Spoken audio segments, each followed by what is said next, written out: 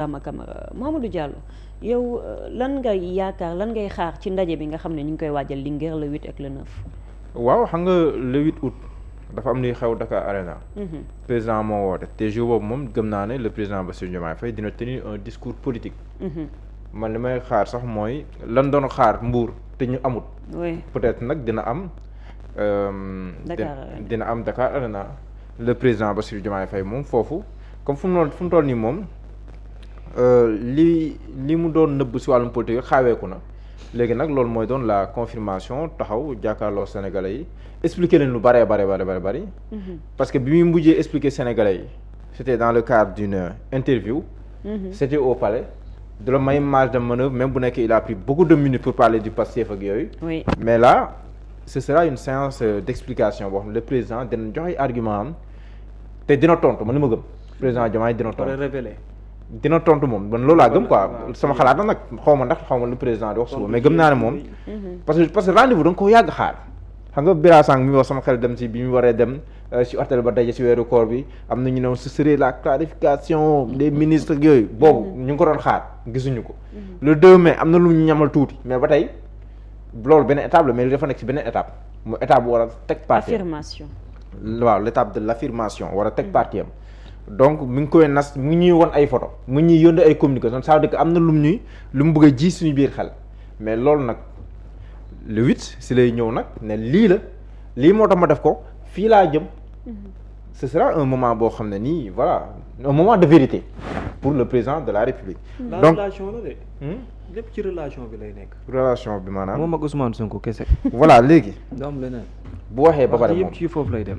léegi nag dimanche kon mooy doon tontu bi.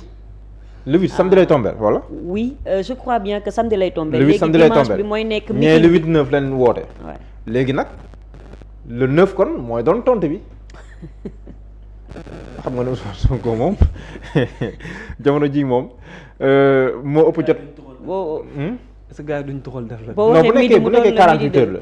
le 9. si par la force mooy doon tontu le 8 bi. non Diomaye itam laa wax ma ne est-ce que ñoom tam duñ toxal def le 9 tamit.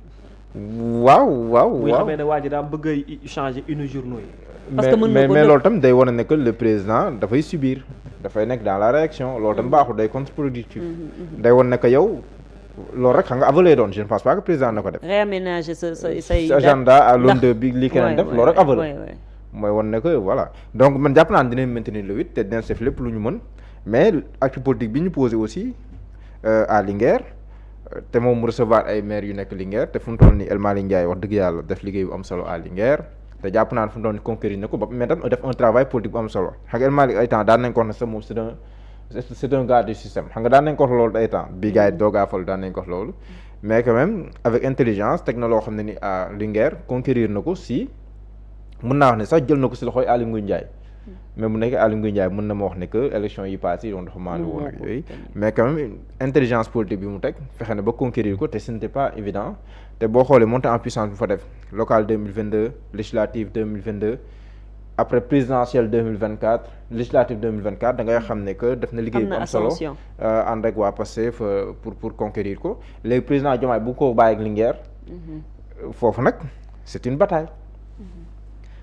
bataille boo xam ne nii ñoom ñaar bu ñu demee ba bon relation yi ñu amoon ñu dem ba lay naan léegi sax président Diomaye pour mu recevoir ko d'après li premier ministre Ousmane Sonko ex premier ministre Ousmane Sonko ko wax kon da ngay xam ne que mbirum politique kon dugg na foofu. kon léegi day premier ministre limogé waaw donc mbirum politique dugg na foofu donc léegi défi politique dafay daal di taxaw.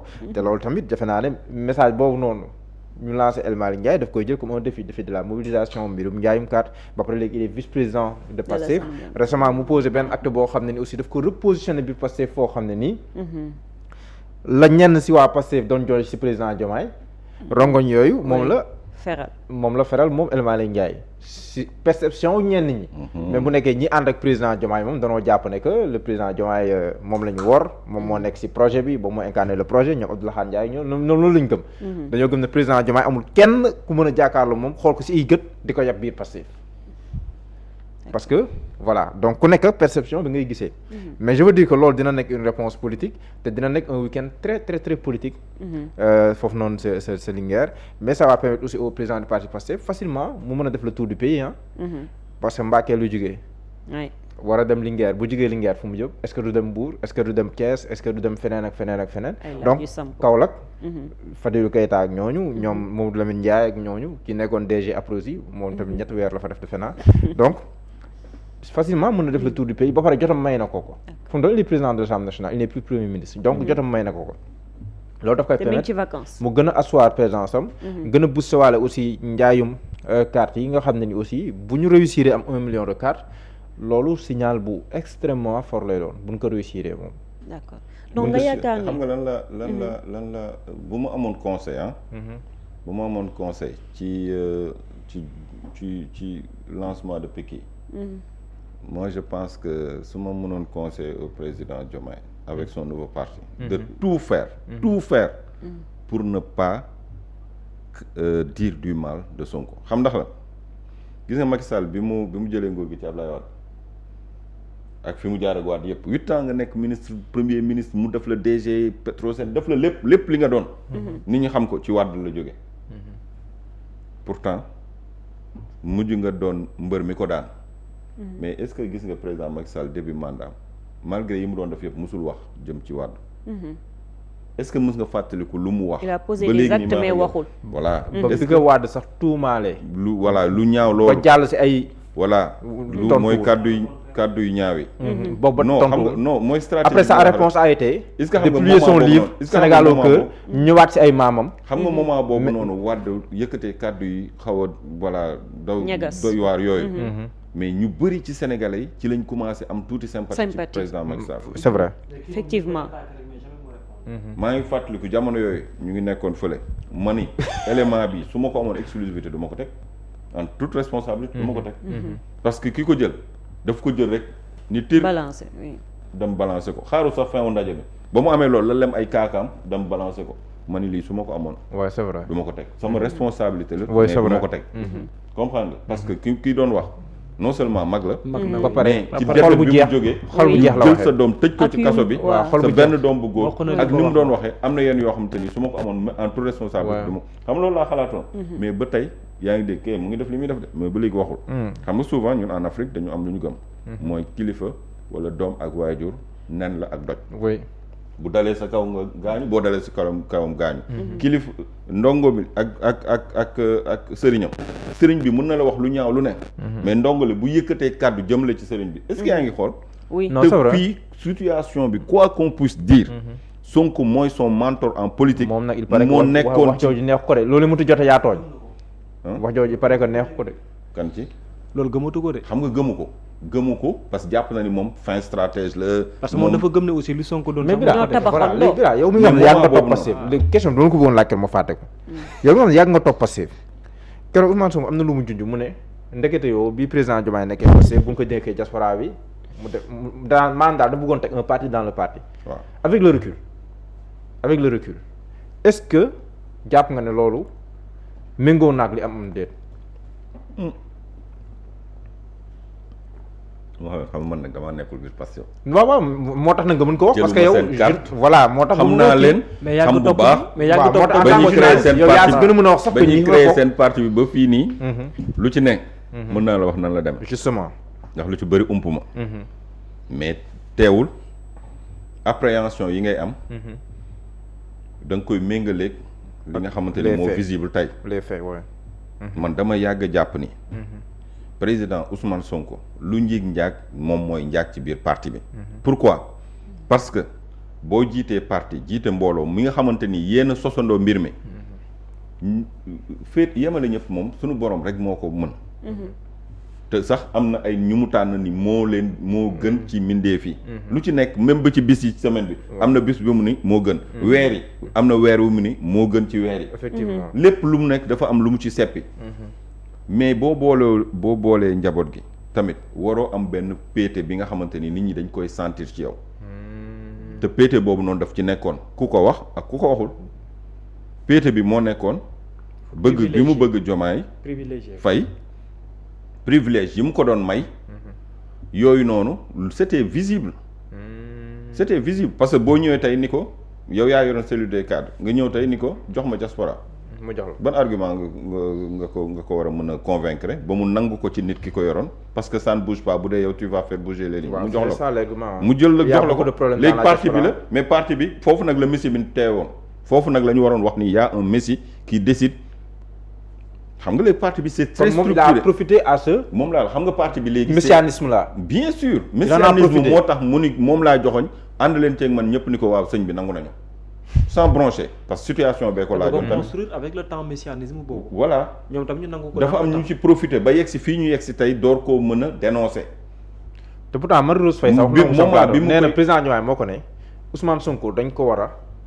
désormais sax waruñu tudd ko woowee waruñu ko salaaloo. noonu la waaw waruñu ko salaaloo waaw war na ko maanaam léegi président la war a dégg comme sëñ Touba rek. waaw président rek la war a dégg waruñu jaar directement si turam dañ ko war a teg foo xam ne ni maanaam da nga ko war a préparer à être président de la justement loolu Marie Rose Faye nee na président Diomaye moo ko wax loolu dans l'opposition moo ko jàngal loolu man jàpp naa ni am na benn moment ci sama gis-gis laa wax de ak ci li ma gis man jàpp naa ni am na benn moment président Diomaye Faye ñàkk na ko ba lépp lu war a yegg si ci Sonko sax moom moo koy trier xool lan mooy yegg ak lan la dul yeggale ci Sonko man loolu laa jàpp ci lecture bi ma am jox na ko cadre yi mu toog fa ab diir jox ko diaspora mu dem placer nu mu ko neexee structuré nu mu ko neexee mu wëlbatiku jox ko secrétaire général du parti bi si contexte maanaam jox na ko parti bi te contexte yooyu noonu est-ce que diw moo doon laaj président jox ma li wala est-ce que président mooy jékki-jékki gis ni yow yaa ko mate mun la jógal fii dem fee man jàpp naa ne moom moo doon laaj man loolu laa jàpp président jox ma lii peut-être ki fa nekk bon daful li ko war et cetera et cetera SG parti bi kan moo ko yoroon Birame Souleye Diop moo ko yoroon secrétaire exécutif parti bi moo nekkoon SG presque 8 ans la ko yoroon création bi ba daanaka 2000 ba kee di nekk maire bi kee nekkee maire je pense que ci lañ ko dépouiller ni ko da nga war a joxe responsabilité yi parce que attanatoo ko ki ñu ko doon wax naan ko attanatoo ko kooku boobu mu ngi nekk maire de Ziguinchor mu ngi diriger parti opposition bi ëpp doole Sénégal ak coono yi ñu doon dund yëpp mu ngi ko doon jiite mbooloo njaboot gu yaatu macha allah ba pare jiite nekk maire ba pare nekk député sax benn moment. te pourtant kenn newu ko attanoo ko joxeel bii wala joxeel bële mais nag ci la ni secrétaire général bi da nga koy joxe du ay congrès wala ay meeting wala ay rencontre moom moo jël décision ni lii da nga koy jël jox naa ko diw. léegi yaa fa nekkoon di distribuer say carte ku la neex mais est-ce que El Malick gis nga ko. mais jamono jooju aussi ñu jógee si ay local gars yi gagné seen ay local ñoom El Malick ñoom Birame Souleye Diop. moom laa la moo tax comprendre loolu dafay jafe. moment bi ñuy gagné ñiy perte. oui ci moment boobu yaa ngi dépouiller ñii mel ni kuy compenser ñële wala kuy avantage ñële. wala ku leen di defal. c'est ça la lecture. moment boobu la jël ay responsabilités plus de responsabilités jox ko Bassirou Diomaye Faye parce que dem na élection. gañewul goxam. il fallait nga defal ko bañ ko. ñu dellu si waat démoraliser quoi. voilà pour bañ ko démoraliser ñu dellu si waat élection législative ñëw. mais boo xoolee Ousmane Sonko moo nekkoon tête de liste. oui quelle est la deuxième personne. issue du Pastef c'était Bassirou Diomaye Faye 10e ou 11e position. c'est vrai après Yacine Fall door a ñëw c'est vrai. et pourtant lu tax dugalu ko ci liste départementale Mbour. gagné nga perte nga njëkk a ñaaw. mais département bi mën nañu la dugal liste départementale Mbour. mais ne voulait pas prendre de risque. mais bëgguloon jël risque pour sauver sa tête wala sauver son poulain daf ko dugal ci liste nationale bi far nag liste boobu moom la ñu saraxe mooy la ca am. gis nañ ko mooy liste nationale yi ñëw. gis nga après nag ñaar yooyu yëpp.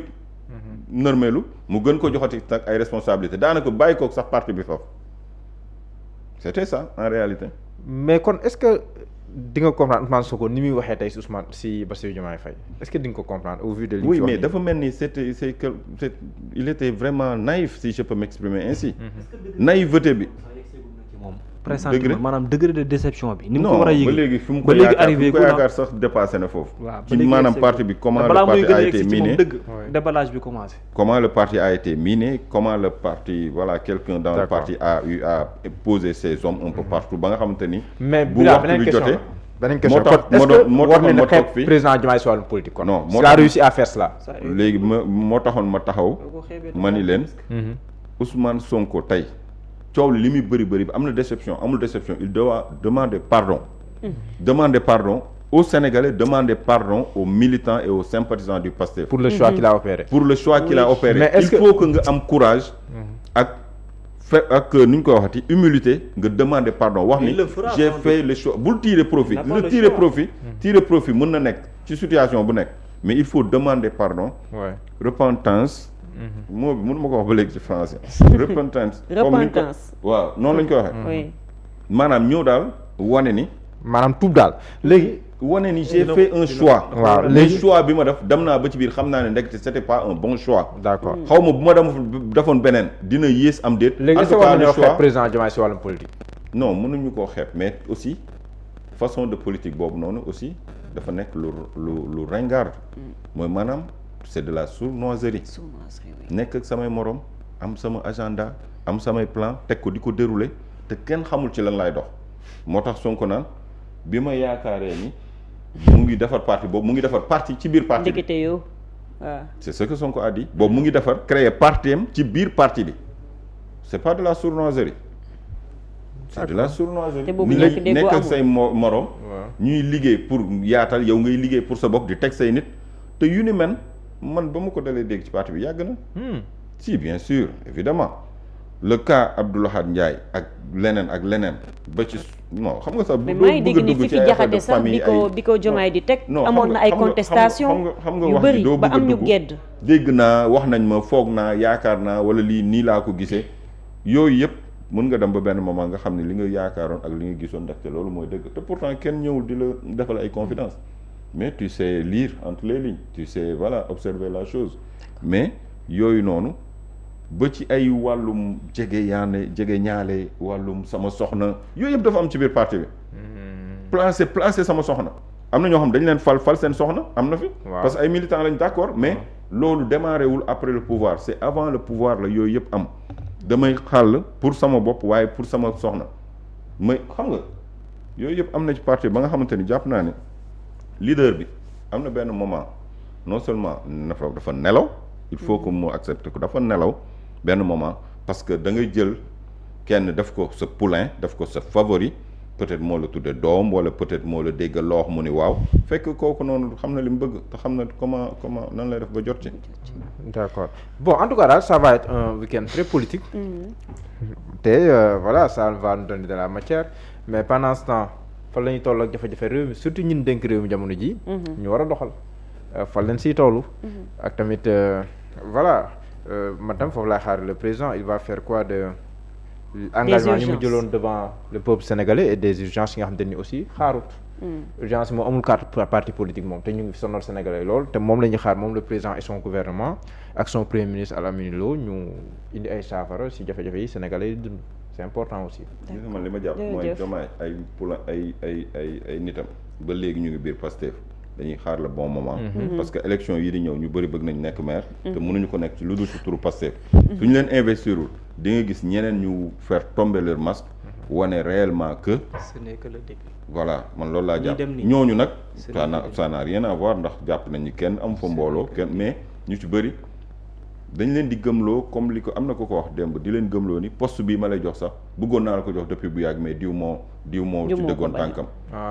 boobaa di nga ko gëm man tey su ma Diomaye woo ni ma dama la bëgg a confier poste bi mais Sonko moo bañoon est-ce que naa ko weddi dama ko weddi pourquoi ma koy weddi parce que concrètement li mu wax loolu am léegi la ma ko jox yaakaaroon naa ni waroon na ma ko jox depuis très longtemps pourquoi joxuma ko diw nekkatu fi woo na ma joxun ma ko ben damay jàpp ni kon diw moo ko bloqué woon ku mu ko wax da nga koy gëm te bu boobaa aussi ben comme ni ndaw si waxoon je lui dois absolument rien bu boobaa tamit da nga naan ndekete nit li may nekk moom yëpp mu bëgguma yéenewuma bëgguma ki ma yéene nag mais écoutez kooku moo war naa ko delloo njukkal nga am reconnaissance loyauté si moom de l'instant que ñoo bokkoon parti bi ñu nekkoon ñoo moom laa gënoon miin sax peut-être merci c'est ça jërëjëf Babacar Kébé lan mooy sa jàngat ci ndaje bi nga xam ne ñu ngi ko war a def 48 heures de Linguère ak Alaaji Malick nag dinaa la xamal benn affaire gis nga fii ak 2 ans ba 3 ans da nga gis benn ascension politique boo xam ne ci moom dina am différence wala bu ñu baree bare xaaruloon ak maire yi ñu fa jël yëpp non xam nga lu tax mu wax loolu ce qui a fait de Ousmane Sonko une personnalité politique différente par rapport aux autres mooy ce qu'il a dit en 2015 xaw ma 2016 bi mu génnee impôt et domaine ne liggéey naa fi génn naa kay mënuma téyel dara xam nga loolu marque la boo xam ne c'est une identité bu nit ki di am buy tax ñenn ñi di poser wu question ci telle personnalité mooy kan ba dem gëstu ci moom ba ñëw adhéré noonu lay nekkee ci El Hadj Malick Ndiaye xam nga dans quel sens lu ñu bare dàqoon ne personnalité politique mënu ko am da koo dekkal en réalité mooy dafa am fu mu toll station boo xamante ni y a tous les privilèges étant président de l'Assemblée nationale deuxième personnalité de l'État nga jël ko fagote ko tege ko ne la jox ko nit ba pare rien que pour dire que ne dama am loyauté dama am ngor jëmale ko ci nit bu nit ñi posé wu question ban personnalité politique moo posé acte bu mel noonu mais ce tour moom la ñuy mentionné loolu politiquement dafa am doye boo xam ne ni peut-être yow aussi mën na la koy indi man moo tax également aussi ma gëm ne politiquement ni Ousmane Sonko amee identité boppam wala marque boppam ci politique ba am lu mu ko may tey ci am terme d'ascension El Hadj Malick Ndiaye aussi il faut s'attendre en ce même sens là à travers acte bi mu posé à l'Assemblée nationale tam mu am lu mu ko jox parce que aujourd'hui depuis mu posé acte bi fu mu mënti dem xoolal bu baax heure bu ñu tuddee turam ñu ngi scandé ñu ngi tàcc ñu ngi def la parce que acte bi mu posé moom moo fort et aux yeux des Sénégalais am na ñoo xam ne peut-être mosuñu gëm ne loolu existe na ba léegi ci personnalité politique mais malgré tout am na koo xamante ni dekkal na ko réveillé na ko. renoncer à ses cette privilèges même personne là aussi bàyyil xel ne moom tamit am na lu bari loo xam ne mën na ko bénéficier wu te loolu li ci gën a fës pour une personnalité politique mooy nga am benn ascension politique bi. léegi nag par rapport ak acte bi ñuy posé Linguère man jàpp naa dafay ñëw tout juste pour gën a wane benn mbir parce que ñi ci war a mën a gën a illustrer wu ci ñuy woote ci région yi jàpp naa ne El Hadj Malick la war a mën a doon. parce que année bii boo nee personnalité politique man dama naan personnalité politique année 2026 El Hadj Malick Ndiaye la mooy personnalité politique 2026. ndax acte bi nga xam ne. bu ñu gën a ràññeetle. waaye mooy personnalité politique bi ci gën a ràññeetle El Hadj Malick Ndiaye moom lay doon maanaam personnalité politique bi gën a ràññee ko ci at mi wala homme de l'année politiquement danga naan El Hadj Malick Ndiaye moom lay doon ndax acte bi nga xam ne posé na ko politique te ñu bare jàppoon ne mën na enterrer valeurs yi ci homme politique. kon kooku tey bu nekkee ci phase bu mel nii. woote ci bés bu mel noonu mais ne t'attends pas à ce que mu nekk loo xam ne toujours lay doon d'autant plus dafay nekk benn moment wala 48 heures de défi pour le parti Pastef ak moom personnalité boppam parce que ce même jour également aussi moom peut-être acte bi mu posé dafay mel ni ko opposé acte contraire ba ci geneen wet mooy maanaam tey la loyauté envers le leader politique moom posé na acte bu mel noonu ci benn côté ñeneen ñi jàpp ne keneen ki acte bu mel noonu la posé ci beneen côté donc aujourd'hui dafay dem ba peut-être ce qu'il va chercher à faire mais mettre en parallèle sa personnalité ak benn degré de popularité ak benn personnalité ak benn degré de popularité bu président de la République léegi le défi sera tellement grand que toutes les personnalités politiques qui sont au sein de PASTEF dañuy jéem a def le tout ba soutenir la personne de El Malick ak aussi la population de Linguère politiquement donc attends-toi de voir c'est-à-dire ñëpp ñi bokkee ci PASTEF te am tur jour boobu xaar ko fële tout comme également ni nga mën a xaaree le président de la République toutes les personnes yi nga xam ne bokkee nañ ci coalition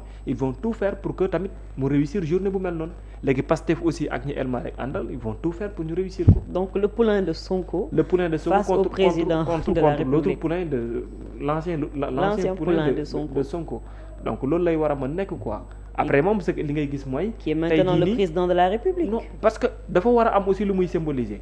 quelqu'un qui pose benn acte ci côté bii qui pose benn acte ci côté bii ñaar ñu benn jour bu ñu tolloo ci défi nu mu war a mën a mel. donc jour day nekk jour yoo xamante ni lu bare mën na ko indi mais mën na ko symboliser aussi ci wàllum politique te maa la koy wax te dama koy répété waat man dama gëm ne ci wàllum ascension politique dina am beneen doyo.